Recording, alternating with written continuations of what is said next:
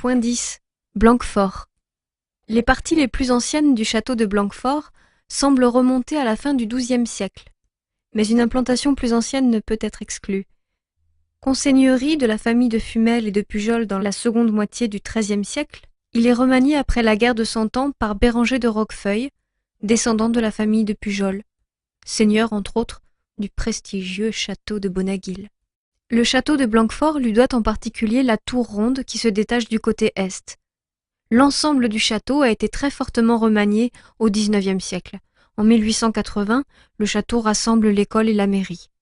Il a perdu dans l'aventure la toiture de l'Auze et 2 étages de son donjon roman.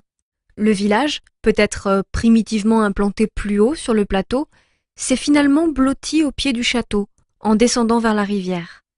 Les maisons les plus anciennes semblent remonter à la fin du XVe siècle, comme en témoigne une étonnante fenêtre d'angle à meneaux.